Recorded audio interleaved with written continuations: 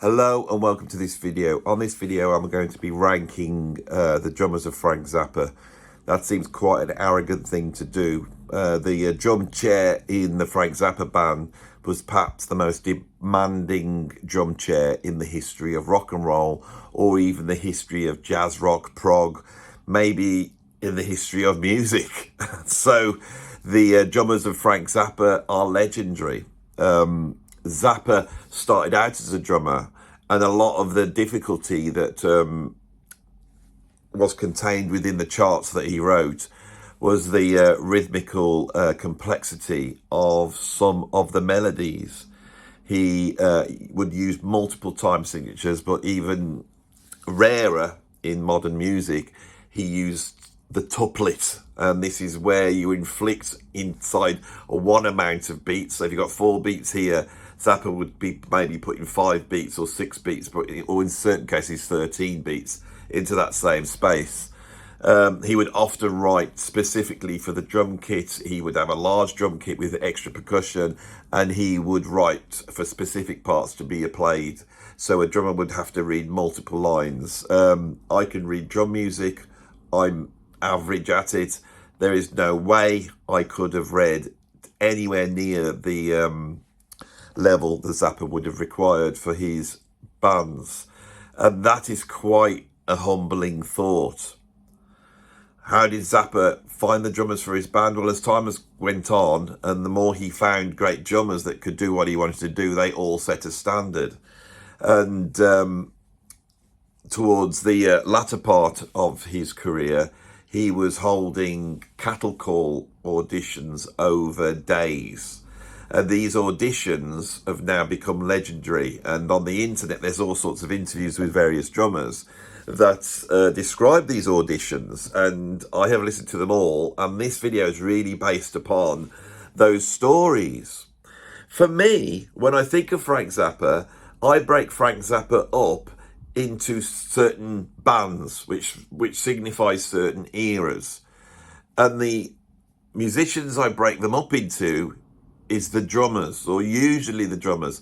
And I think the reason for that is because every single drummer that joins Frank Zappa's band created the foundation upon which that band was built, the sound of that band was built. And so we can almost see how Zappa, who was so good, like Duke Ellington, of bending what he was doing compositionally to suit the musicians he had, you hear a certain aspect in each of these bands, which I believe is fundamentally embodied in the drummer of that band. So when we come to ranking these incredible drummers, all of them are great drummers. As we ascend up, we get to levels of virtuosity that are unheard of in the music business. So once we get to the top, I think it's that personality we're looking at and how that personality shaped the bands. And for me, perhaps, looking at the music I like in Zappa's band and seeing how the actual compositions came from that drummer. And so we will kick off. I will just reactivate my laptop. It's gone into sleep mode. Right, so we're gonna crack off. Now, I've got a list of drummers here. I think we got 10 drummers. These are pretty much all the drummers that played for Frank Zappa. What I haven't got in here was when he would use session drummers around the end of the late 60s, early 70s, when you still had the mothers of invention, and Zappa was also doing solo albums, starting with Lumpy Gravy and moving up to Hot Rats. On these solo albums, he would use session drummers, people like Max Bennett and John Guerin.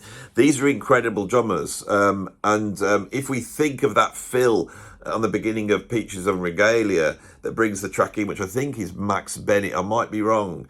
This is some anonymous session guy that Zappa had in at the time. He even played with people like Jim Gordon, the late great Jim Gordon, who had such a terrible outcome. And so there's a whole bunch of session drummers here. I haven't included those. These are all musicians that joined the band, played at least one album all the way through and toured. These are the musicians. Right, so shall we kick off? And I hate to put this guy at number 10, but at number 10 I've got the first drummer with the Mothers of Invention, which was Jimmy Cole Black, the Indian of the group, as he self-proclaimed on many albums. Well, mainly We're Only In It For The Money. Where do we start with Jimmy Cole Black? Jimmy Cole Black really embodies what the first Mothers was that made the very first album, Freak Out. The first Mothers of Invention was a very, very good rhythm and blues band. As Zappa became the nominal leader, his sort of compositional prowess gets inflicted onto this band. But this band was great in that it could do sort of doo-wop vocals. There was a slamming sort of heavy groove, which is what Jim Cole Black had. He had this lovely thick groove. Now, when it came to complexity, especially on Freak Out, what Jimmy Cole Black did was he would just plough through straight with his beats. And so it became obvious to Zappa that if he wanted to augment the Mothers, he would have to bring in almost like a percussionist in on drums. And he brought two in after the first album, first Bill Mundi and then Art Tripp. So we could see that the limitations of Jimmy Cole Black were apparent from the outset. But what the Mothers had, which I think what a lot of the later bands didn't have, this was not Frank Zappa. This was the Mothers. They came into this as a band. And I think after Frank, the most charismatic member of that band was Jimmy Cole Black. In a lot of the films that he made back at that time, even after Jimmy Cole Black had left the band, he is brought back in to be a character. He plays Cowboy Burt in 200 Motels. And I think when I look at the criteria that I opened up this video with about personality and how that shapes the band, Jimmy Cole Black had an incredible charismatic personality. Now, many years later, there was a tribute band to Frank Zappa called the Muffin Men. They were based in Liverpool, which is just up the road from here. And so they used to play quite regularly around here. And me being a huge Zappa fan, I would go to see them live. And at one point, they hooked up with Jimmy Cole Black, who came over and sang some songs and basically hung out in the band. I can remember going up to a place called the River Rooms in Stourbridge to watch the Muffin Men, and walking in and seeing propped up against the bar Jimmy Cole Black. I said hello to him, not much more than that. It was an incredible thing to see this guy. He is an iconic member of the Zappa bands. He is a force of nature. He famously seemed to get a little bit miffed at the pay. The Mothers of Invention sort of existed on virtually no pay. It was slave wages. They all got very bitter about it. They thought Frank was making a lot of money and exploiting them.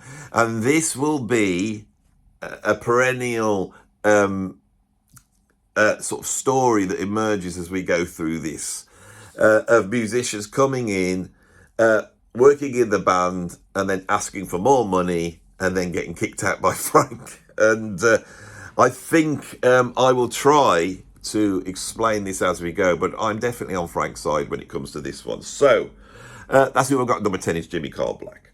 At number 9, I do have Billy Mundi. Now, Billy Mundi's an interesting player. He comes in and he's playing alongside Jimmy Cole Black, or handling a lot of the drum duties himself. He obviously has more virtuosity than Jimmy Cole Black. But what's interesting about Billy Mundi is he was a Hell's Angel. So he's got that sort of West Coast, Los Angeles, rock and roll, vibe about him. And he definitely, if he was a Hell's Angel, is more over on that darker side, which Zappa sort of occupies. But he was also an orchestral player and played timpani in I can't remember which orchestra it was now, sorry. But he could read and he could play the dead stuff. He's brought in to sort of do that. And he, I believe, Billy Mundi, he creates the first aesthetic that we hear with the Zappa drummers, which is an aesthetic I'm not so keen on. So what we've got here with the Mothers is a rhythm and blues band.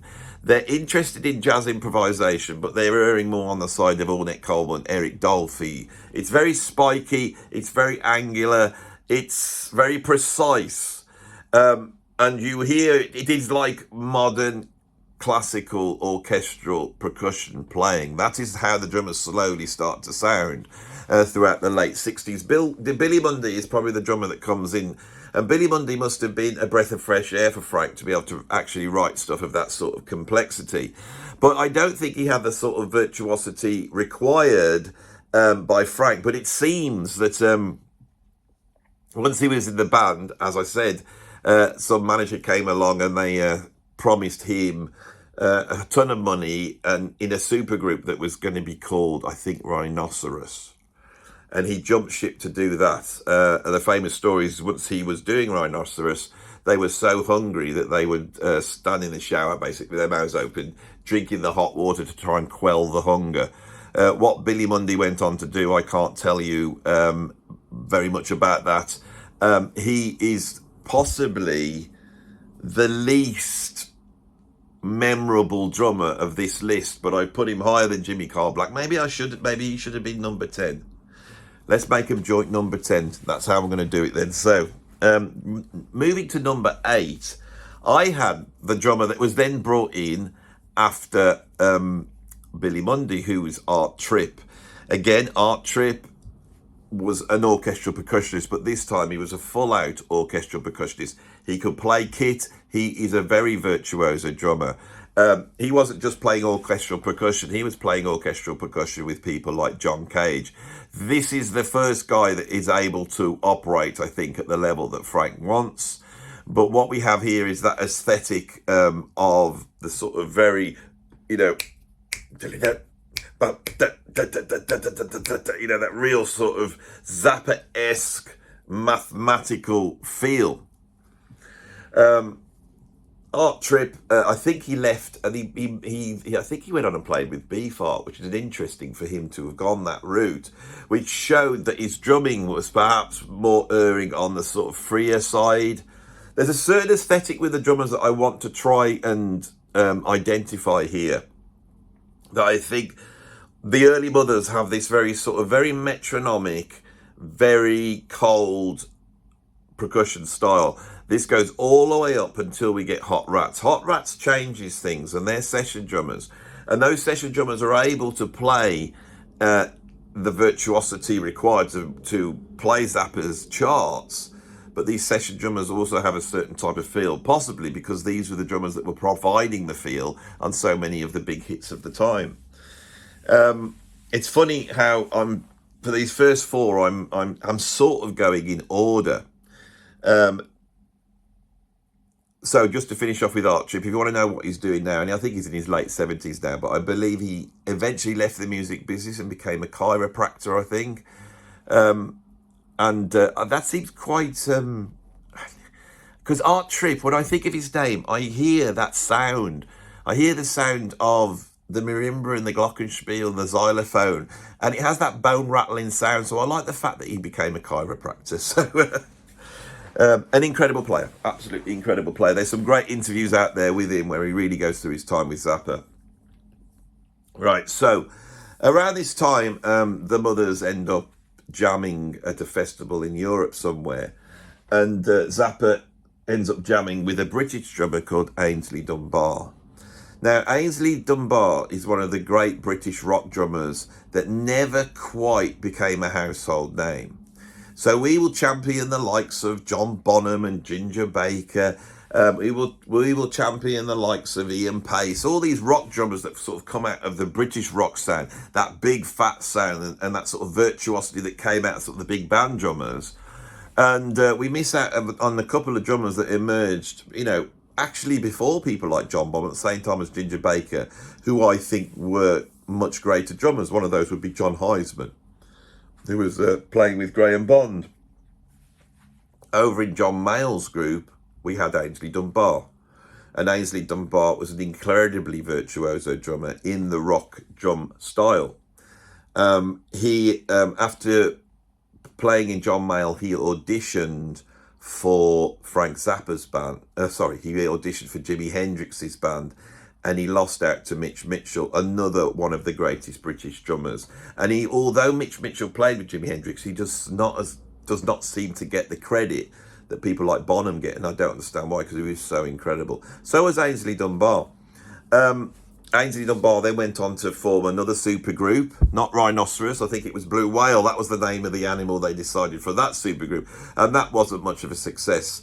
But whilst jamming out in Europe with Frank, I think Frank, he recognised that style, and at that time, I think the bands that were happening would have been your Led Zeppelins, your Creams, your Led Zeppelins, your Jimi Hendrix, and then your Black Sabbaths and all that. Now, Frank was a big Black Sabbath fan, so he was obviously listening to that sort of music. So Aynsley Dunbar was an important choice to change the sound. And with the acquisition of Flo and Eddie from the Turtles, the Mothers changed their sound to a sound I'm not too keen on, to be honest. Much more accessible, not pop music, more sort of satirical music with an emphasis on that sort of British rock sound, a lot of heavy riffing. And that's the bits I like. When you listen to Chunga's Revenge, it's got a bit of a foot in that sort of British rock sound. Aynsley Dunbar, of course, joined the band, and with the film 200 Motels coming out, he also had the charisma to play a part in that band. And so that's quite memorable. And 200 Motels lampooned of sort of the sort of Led Zeppelin, you know, Roger Planet, as he would say, sort of the extravagances and the groupie abuse of those type of bands. I think Aynsley Dunbar with his English accent was a great choice to have around at that point. Of course, in 1971, Zappa gets pushed off the stage at the Rainbow. Flo and Eddie leave, and that band's gone. I often wonder whether Aynsley would have stayed around. He seemed to be a drummer that Zappa liked. But he is not pushed out of the band. It's the fact that the band stops. He still appears on those albums that are made after those, the Grand Wazoo and Waka Shawaka, which are very jazz orientated, and it's quite incredible how well Aynsley Dunbar plays that, considering as time went on, he then got known, if he got known at all, for drumming on early Yngwie Malmsteen albums and eventually rocking up on the White Snake album 1987 that sold about 50 million albums or something. But even then, he doesn't get the credit for that. We get Tommy Aldridge gets the credit for that. It's a very strange drummer. He's still around playing. He's an underrated drummer, basically, Aynsley Dunbar, is without a doubt. Now, the drummer I've got at number 6 is Chester Thompson. Now, it seems like Chester is low on this list. An absolutely incredible drummer. And I think Chester heralds the shift with Zappa drummers. So early in, I think it would have been around about 72, 73, Frank Zappa did a tour with the Mahavishnu Orchestra. And Ruth Underwood tells stories of him staring at Billy Common in disbelief. Zappa got overshadowed by the Mahavishnu Orchestra. This is the first time it would happen. He had a virtuoso band. He's got Jean-Luc Ponty in the band, but he could see that the audience were open-mouthed, not at his band, but with the Mahavishnu Orchestra. And from the way Ruth Underwood tells it, Zappa seems to have realised that he was no longer top of the block, because his very intellectual, cerebral, classical meets rock meets doo-wop sound was now becoming a little bit passé. This is the trouble with the music industry. So he decides to make a shift. Now, at this point, he's got one of the most important drummers in his band, and this is Ralph Humphrey. And we will get to Ralph Humphrey in a bit, because I think Ralph Humphrey is the key drummer in Zappa's band, but we'll get to this in a bit. So he's got Ralph Humphrey in the band, and Ralph's doing an incredible job. And Ralph has been involved in the shift in the Zappa band sound to a sound which is actually, when you look at that band, which also included like George Duke and Tom Fowler on bass, Napoleon Murphy Brock on vocals and saxophone, and Ruth Underwood, is seen by many Zappa fans as being their favourite era of Frank Zappa. And if we follow the idea that that's based upon the drummers that come in, Ralph Humphrey occupies a very special place. So he's done this wonderful thing in Zappa's band. And I want to talk about Ralph Humphrey more when we get to him. But at that point, Zappa sees the Mavish Orchestra, and I believe he wants to bring in a Billy Cobham-esque drummer.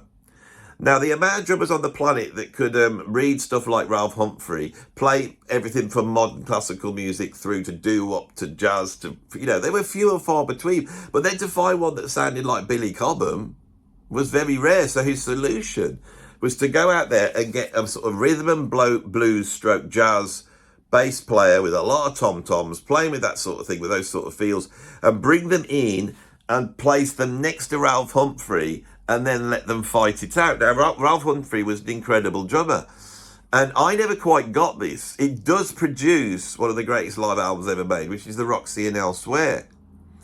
And on that album, we hear these two drummers, and you hear Chester, who is an incredible drummer, is actually managing to play these complex things, whilst Ralph Humphrey, a much quieter sort of jazz-derived drummer, is actually lifting up the power. So they sort of meet each other.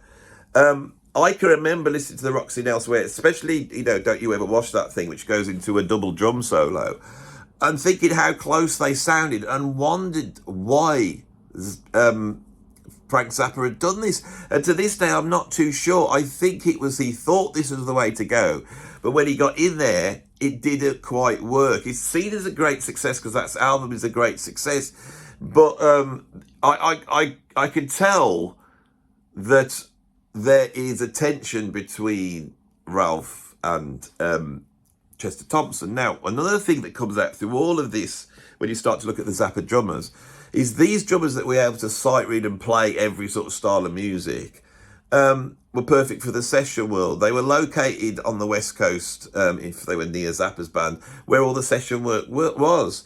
And they could earn more money in the session world. And that must have been a pull on these drummers.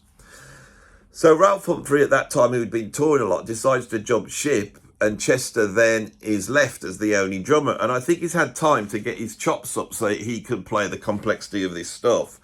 And so we see Chester Thompson playing on what many see as Zappa's greatest album, One Size Fits All, and he does an incredible job. He's also in a number of videos, and he's an absolutely incredible drummer. He's then picked up by Genesis.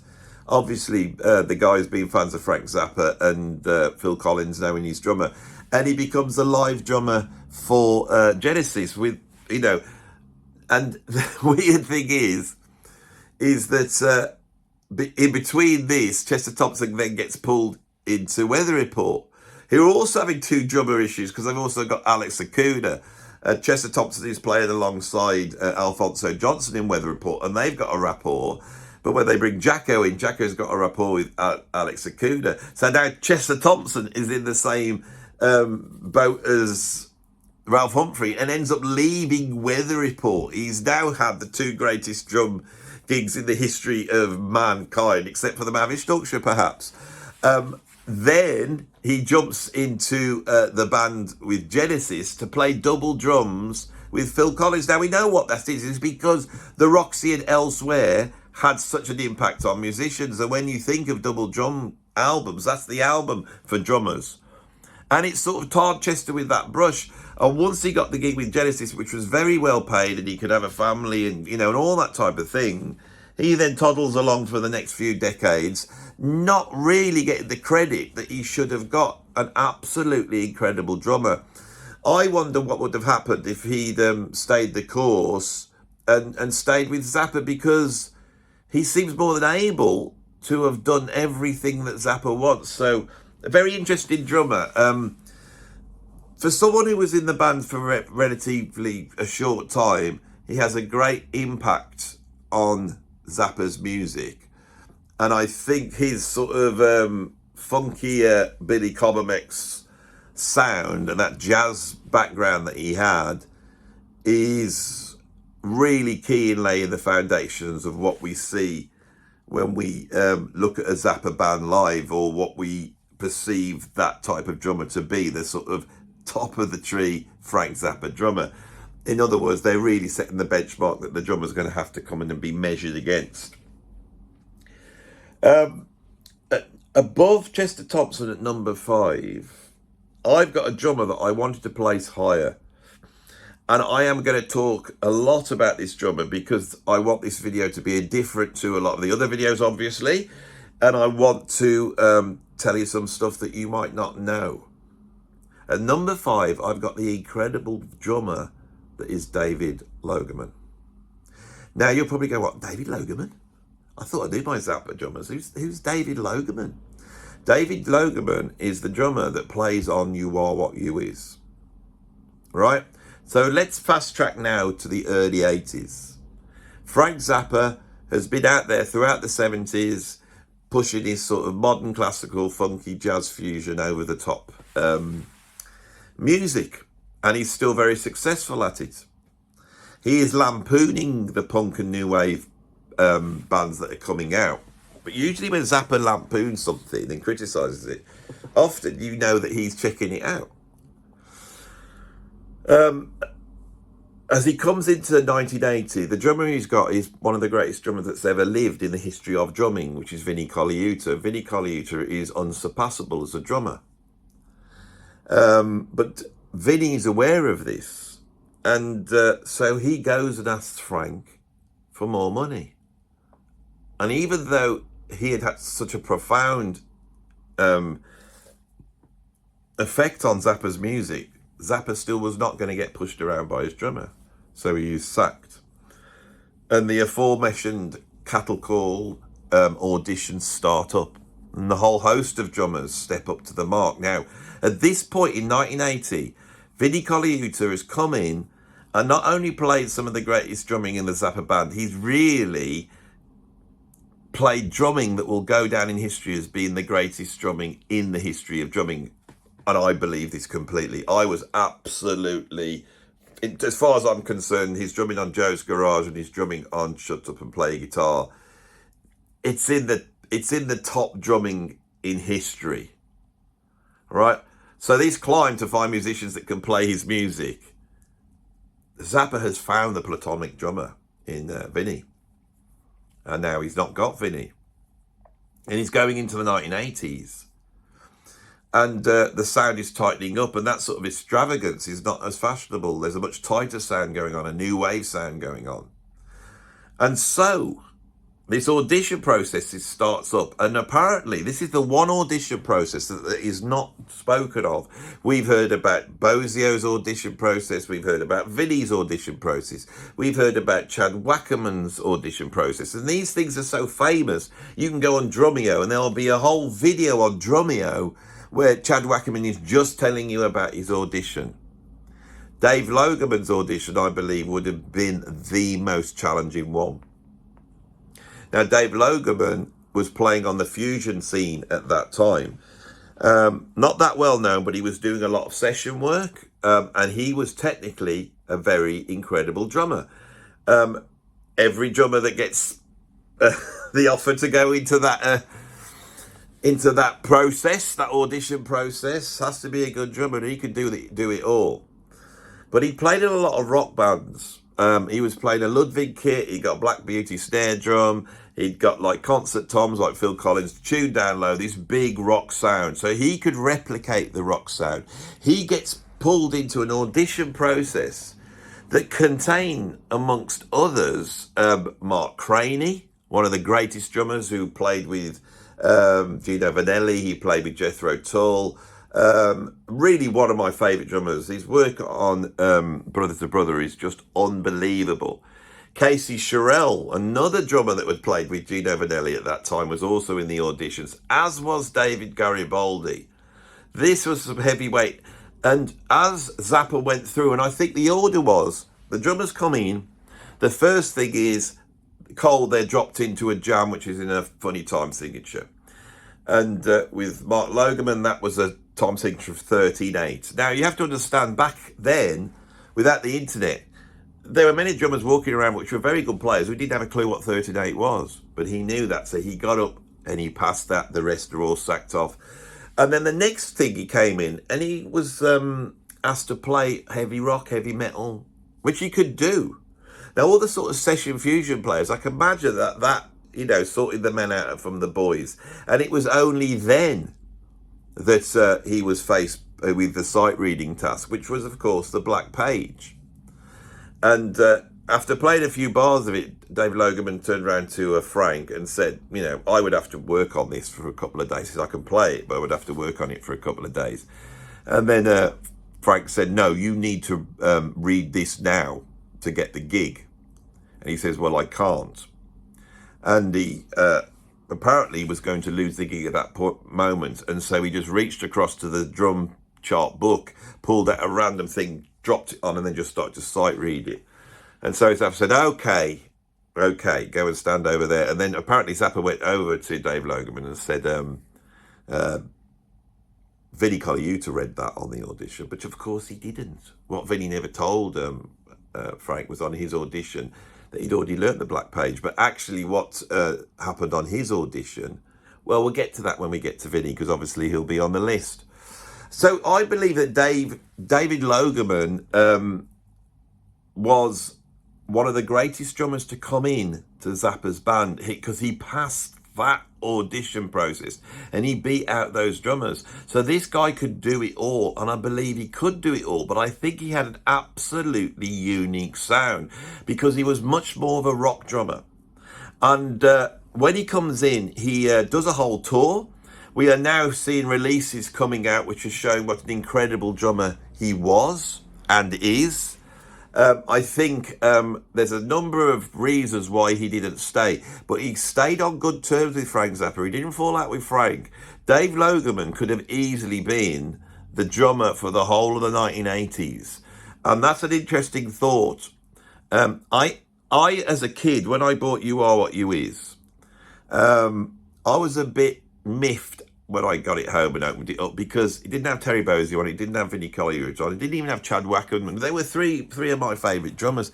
It had this bloke David Logeman, and I could see he'd been in the band for like 5 minutes. So I just naturally thought Zappa had auditioned, got this guy, he wasn't quite up to it, so he had to sack him off. Brought Vinnie Colaiuta back in, which he did. Vinnie's still asking for more money, so eventually they go get Chad Wackerman. They just nailed it. That is what I thought. But when I listened to the album, I couldn't help but think that this is some of the most incredible drumming put down. Do you think the same? Drummers out there, go and check out You Are What You Is. And it's so consistent. And it's so accurate. Vinnie and Terry and even Chad Wackerman had quite an ebullient style because they were jazz players. This guy's a jazz player and he can nail it. But when he's playing the rock stuff, it is so absolutely perfect and nailed. Everything is in the right place and the groove is so fat. So I am really championing David Logeman on here and placing him, halfway up this list with absolute legends above him, because I believe this is one of the great drum performances. I think he appeared on a couple of the studio tracks, I think 1.5 tracks on Tinsel Tower and Belly, and that was it. He then appeared on a couple of the, you can't do that on stage anymore stuff. Zappa was exploring the recordings from that 80 tour when he was ill. There's a story that David Logeman tells when he actually went up to see Frank when he was ill, and Frank turned around and said, he goes, I'm editing this live stuff together. You are the only drummer that when I edit from one gig to the next, which Zappa was famous for sort of editing, he says, I don't have to do any editing to get the tempos to match up. You were consistent. Dave Logeman was a heavy drummer, and you could hear it. You could hear it on You Are What You Is. So we have this one album that is based upon this one absolutely unique drummer that brought something absolutely unique to Frank. And You Are What You Is just sit there sounding unlike any other album. And I think it's one of Zappa's great albums. And as time goes on, it does seem to compete for me with One Size Fits All. I mean, I have to say, I think it's a greater album. I think You Are What You Is could be Zappa's greatest album. It could be the best example, the most accessible, but still the most out there album he ever made. It's an incredible album. A really odd thing I'm positing here. I'm positing something quite weird. What I'm saying is that Zappa's incredible, got 100 albums, but his greatest album could well be You Are What You Is, and the magical factor could be Dave Logeman. But there's another thing as well. for those of you who don't know about the history of drums, the plastic drum heads that you hit, that you have on the drums now, the drums didn't start off like that. They had animal skins, pig skin or calf skin drum heads, and they had a very particular sound. They were sort of pre-muffled. Now people have to stick gaffer tape all over their heads, but they were a little bit pre-muffled and they were much warmer. But you couldn't rely on them. And so the 1960s animal head, pigskin and calf skin heads were replaced by the sort of synthetic plastic heads that we have now. When I had my very first drum kit, which was actually half a drum kit that belonged to my dad in the 1950s, I had a tom. I had a tom and some cymbals. That's all I had on this kit.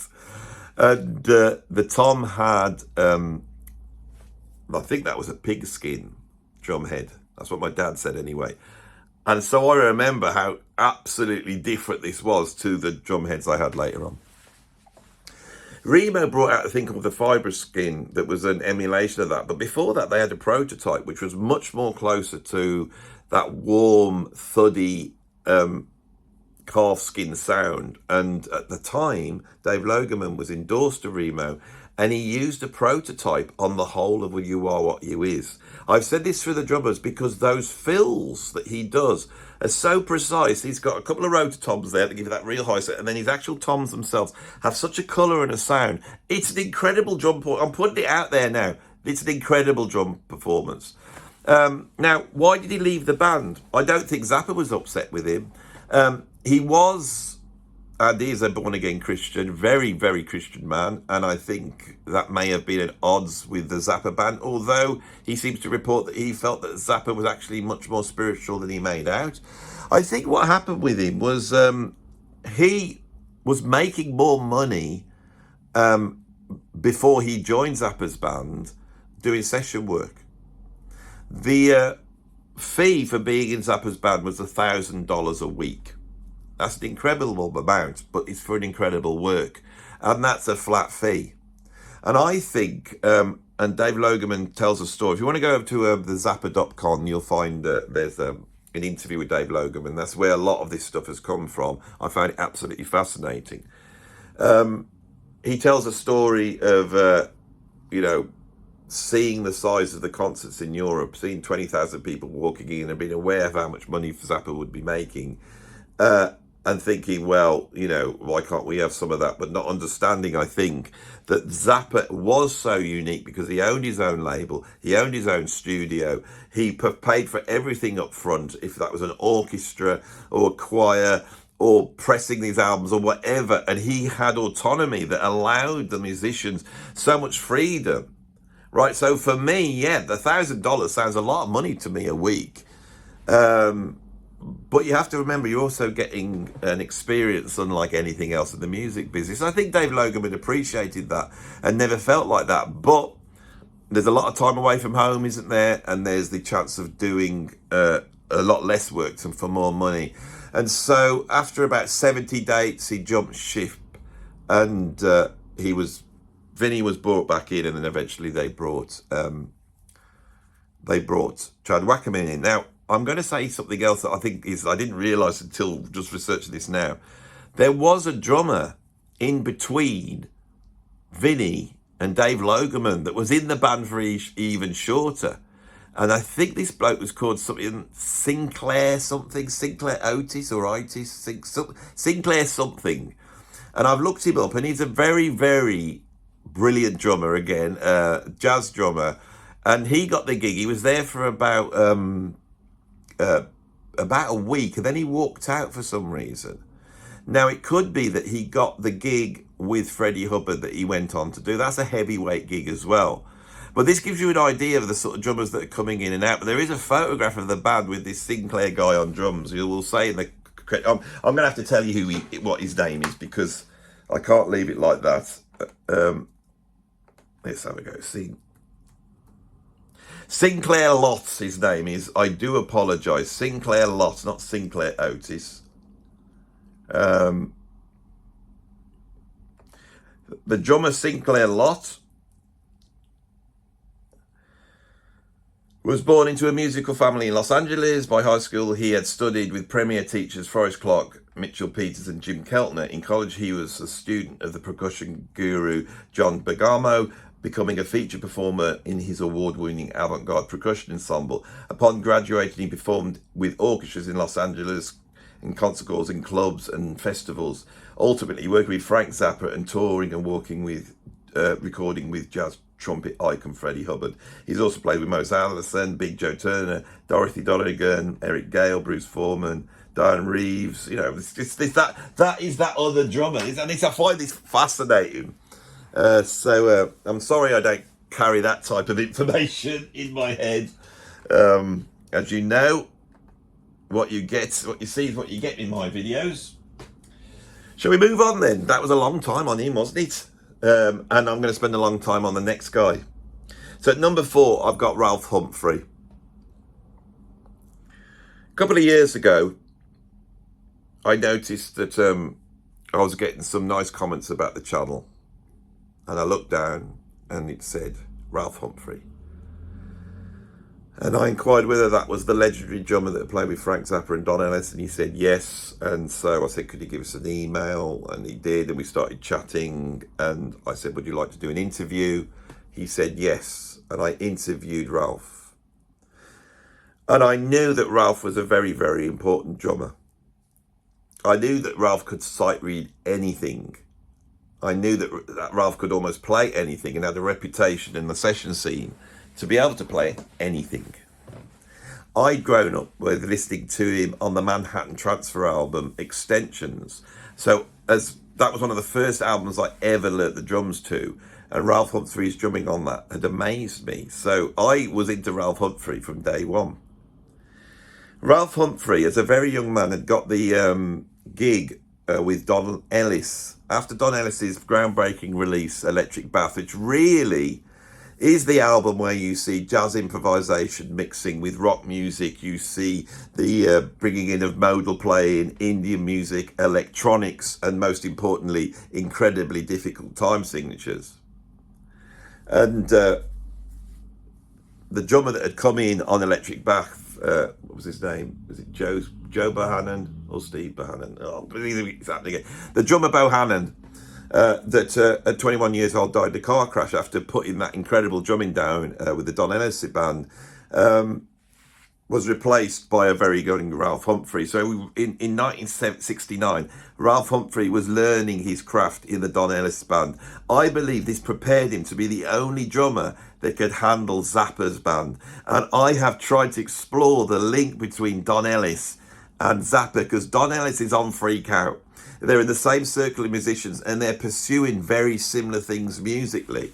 So suddenly Ralph Humphrey is over. Now, when I interviewed Ralph, he went into depth about Don Ellis and then the Zappa band and then his time in Zappa. And he then explained his sort of unhappiness of turning up and finding that Chester Thompson was in the band and not understanding why, and Zappa never giving him a reason why he'd added another drummer to this band. And so he then jumped ship for exactly the same reason, not for money, but because he wanted to return to the session world, and he was more than able to do that and stay at home and make more money.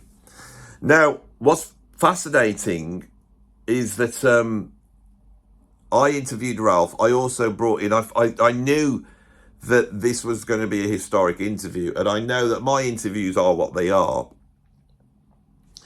But over at Greg Bendian's YouTube, he has virtually interviewed everybody in the prog, fusion, experimental music scene. And before that, he's worked for various universities, you know, really documenting the history.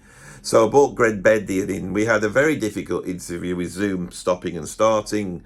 I had about half an hour's worth of interview, which you can see on this site, but the vast majority of that interview is over with Greg Bendian on his. Ralph Humphrey was so kind and amenable, smiley, patient, because we had all these problems with Zoom. He actually had to start the interview again and say it all again. And he sat there, and it was an incredible thing for me, and I was really able to dig deep into that period of music history I'm so interested in. And that is why I think I'm doing this one now, because I think it gave me a really great insight into that drum chair. And I think Ralph is the guy. I think it's a shame, because Ralph was the self-contained guy that came in, that could groove, could read anything, that could play jazz, and play in this quirky style that was under the sort of totalitarian control of this benign dictator, which was Don Ellis, but also Zappa. He knew how to operate with that. As soon as Ralph comes in the band, right, and becomes the backbone of those two albums, Apostrophe and Overnight Sensation, Zappa suddenly is propelled forward, not only commercially, but also critically. Most people, Overnight Sensation and Apostrophe are the albums, and that band was the band. Ralph Humphrey's input at that point was so incredible. And as a kid listening to Overnight Sensation and listening to what Ralph Humphrey's doing, and I was always amazed by him. He is another very underrated drummer. Now, this interview that Ralph Humphrey did, what he didn't tell us and we weren't aware of, is that he had cancer and he was literally weeks away from his demise. I was in touch with Ralph through that process, and his death was announced before he died, and he actually put a message out saying, I haven't died yet, I'm trying my best to have an honourable death. Well, he did. He met that with so much grace. It's absolutely incredible. I feel honoured. It's one of the great things about this channel that I was able to get Ralph's story down. Ralph was an incredible drummer. This guy pioneered on time signature drumming with Don Ellis. The Don Ellis band played on the soundtrack of the Oscar-winning French Connection. You have heard his drumming all your life. He really lays down the blueprint of what a Zappa drummer should be. And then in later years, when someone like Wade Shorter was making the album Atlantis and they had charts this wide, he came in, put the multiple music stands out, put all the music out and read his way through it. He was such an incredible drummer. Such an incredible drummer. And to sit and chat to him and hear how humble he was when I knew what that guy could do on the drums, absolutely incredible. So Ralph Humphrey comes in at number 4. Dave Logeman and Ralph Humphrey are the underrated guys. I have placed them very high, but of course we come down to these 3 players and they are legendary. All right, so what order are we going to get them in? So at number 3, I've got Chad Wackerman. If you go out and check out the interview that Chad did on Drumeo, he will tell you the cattle call audition that he went through. And it's a little bit like someone, jumping out the trenches in World War One, and doing that mad dash to the other side, only to realise that everybody has dropped at some point and you're the last man standing. That's the feel you get from this. Now, Chad Wackerman, I feel, is such an incredible drummer. Many years ago, I used to tour doing drum clinics with Marco Miniman. Marco Miniman has played with Steve Wilson, he's played with Joe Satriani, and he's now he's out with the Aristocrats. He's without doubt the drummer that could have come in if Zappa was still alive. He could have done that gig. He was designed to be a Zappa drummer, Marco was. And he turned around to me and he said, of all the drummers he'd played with, and he toured with Vinnie and he toured with all these different drummers, he said, the guy that can play anything is Chad Wackerman. Also, I'm friends with Tim Bonus, who is one half of No Man with Stephen Wilson, and I'm also friends with Craig Blundell, who's the current drummer with Stephen Wilson. And when they were stuck and they needed to pull a drummer in after Marco left, the guy that came in and just nailed it was Chad Wackerman. Chad Wackerman can play anything, do everything, and his drumming with Alan Holdsworth has put him in drum immortality. He's drumming and backing up so many of my favourite jazz rock fusion tracks. His own solo albums with Alan Holdsworth that came out in the early 90s are also incredible. Chad Wackerman is a sight to behold. But as we said, when Zappa went into the 1980s, he had to negotiate the 1980s. And I think David Logeman had a certain sound that could have, it was like a new wave sound he had. But with Chad, he was then faced on the 84 tour of having to play a Simmons electric drum kit. And I think his drum sound is a little bit less than desirable on some of those Zappa albums. And so I think Chad hasn't got he's a bit underrated for what he did with Zappa and what the hoops were that he was having to jump through with Frank Zappa. But once he got the gig in 1981, he stayed there till the rest of time, and he was there on the 88 tour. I saw him on the 88 tour. It was absolutely incredible. I think in terms of the happiness of Frank in a drummer, Chad was the drummer. Once he got that gig, he was there on anything, and he was doing all sorts of things for Frank. Do you remember when Frank tried to reissue We Only Into the Money and Ruben and the Jets, and the masters were so rubbish that he couldn't really get a decent sound out of them, so he decided to overdub the bass and drums with Arthur Barrow playing, for some reason, a double bass, and Chad Wackerman playing electric drum kit, and it's horrible. And so I felt that Chad had to do a lot of things in Frank's band that were less than desirable. But when but I think around about 82, he may well have been playing triggered bass drums, but normal toms, normal snare.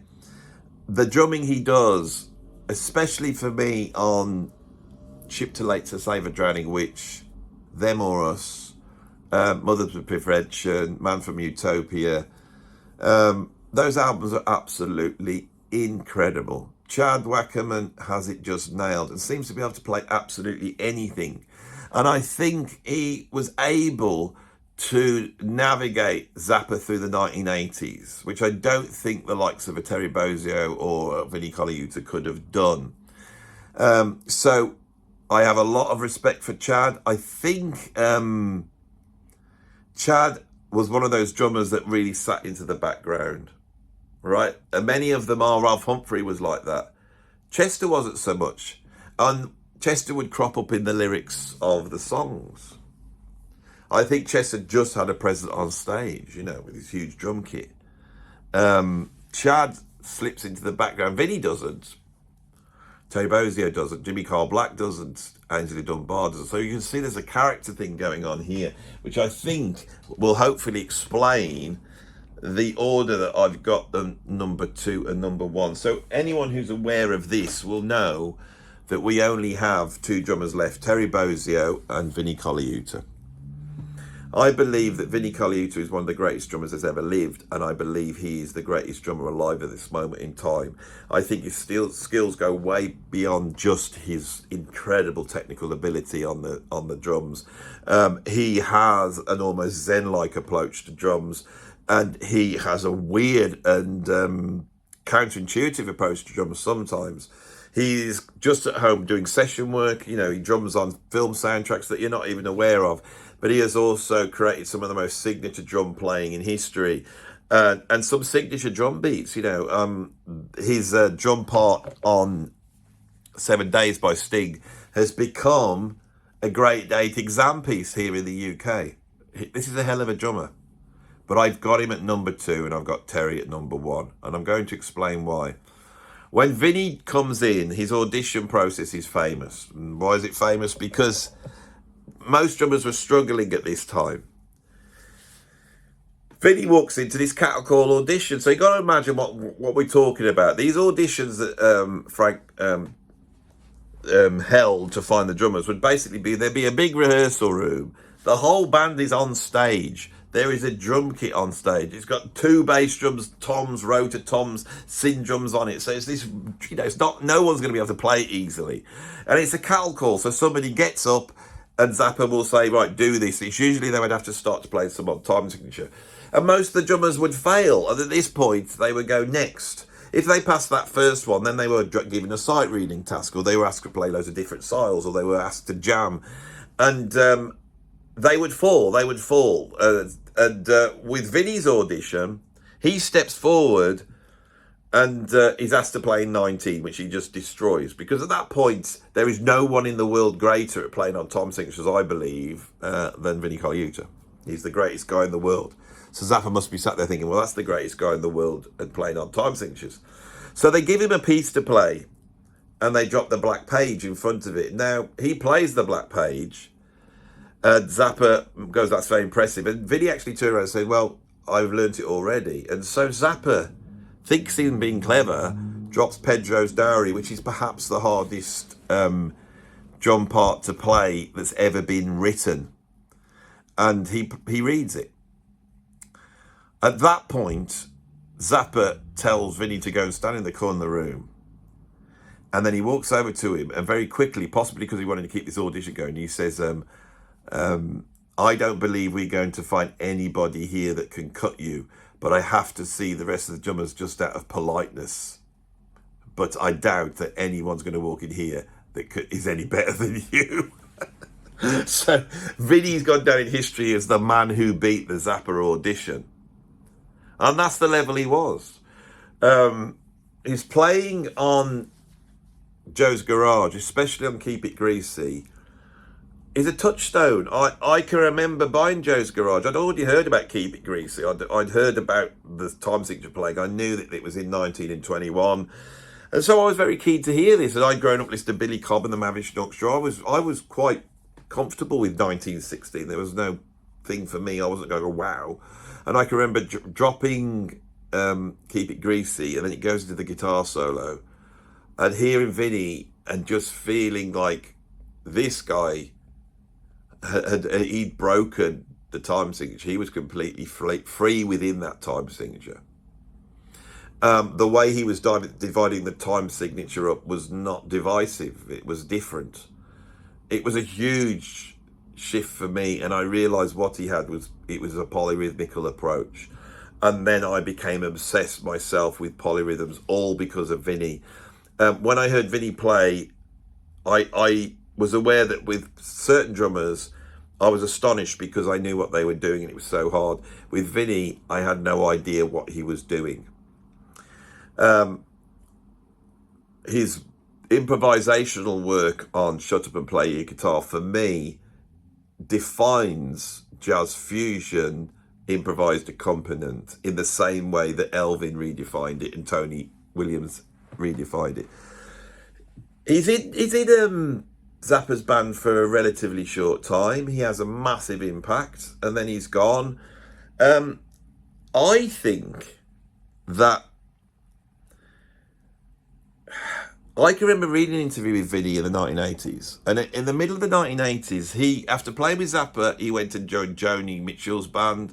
He then worked with Tom Scott, but he sort of diminished down, and he ended up being the house drummer for the Joan Rivers TV show. And he'd fallen into obscurity, really. Here in the UK, we had a magazine called Rhythm Magazine, and someone wrote a letter in and said the greatest drummer that's ever lived is probably Vinnie Colaiuta. And we were like, who? Vinnie Colaiuta? Vinnie? I couldn't even read what the word was. And that created an interest. And so Rhythm Magazine searched him out, and they did an interview with him. And in that interview, he was not the legend that we have now. And I became aware that he'd gone back to Woodshed because of his groove. He then nailed that, it seems, and I might be talking out of place. I think there was an issue with his bass drum. He nailed that, gets the gig with Sting, and then before you know it, his household name, one of the most legendary drummers on the planet. I don't know whether that, I can't hear anything on those albums. His groove sounds great to me. I don't know whether there was a bigger issue with Vinnie and Frank, and it was more than just the fact that he was demanding more money. Him and Scott Tunis were famous for demanding more money and upsetting the apple cart. So, why put Terry Bozzio at number one?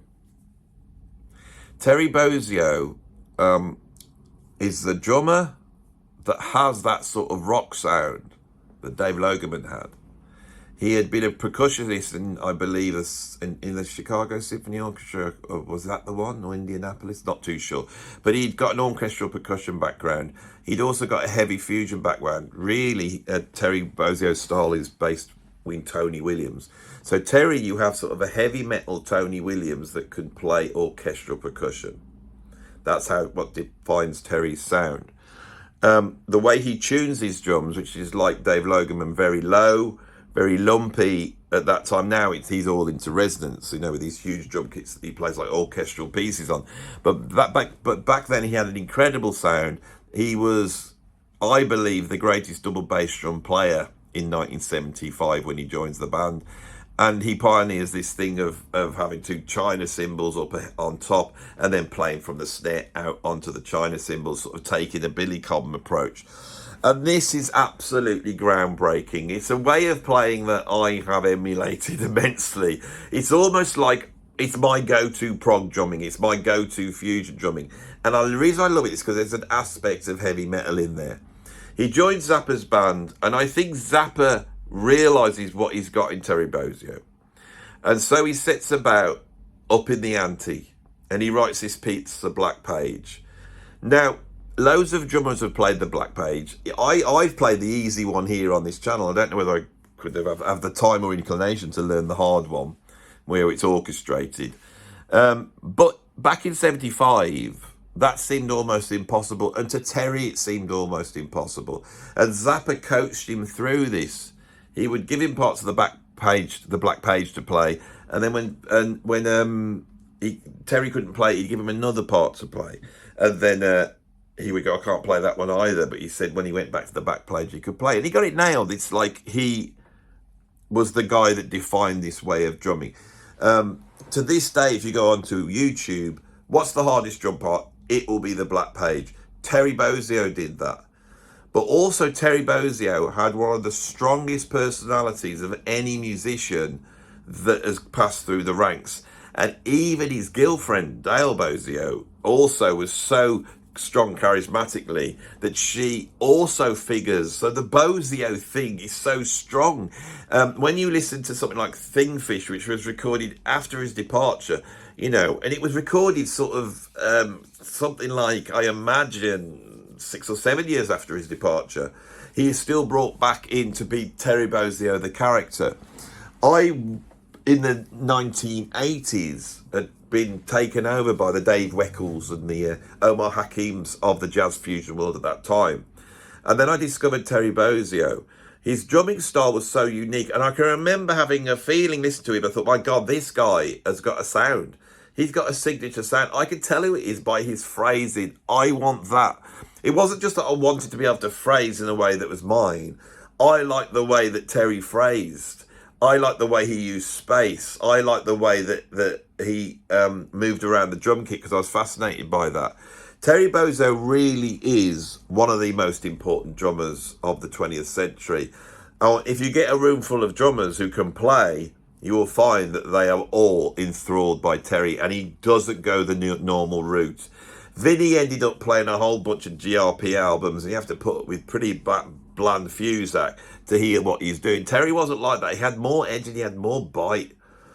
When he ventures into the fusion world on Heavy Metal Bebop by the Brecker Brothers, it's the greatest jazz fusion drumming ever recorded, because he's got double bass drums all over and he's playing it hard, and he does turn them into a heavy metal bebop band. When he ventures into the world of prog on the second UK album, Danger Money, he for me defines the way to play progressive rock. That is always what I had in my mind when I was trying to play prog, was how would Terry do it? He played new wave pop music with Missing Persons and still was able to write drum parts like US Drag.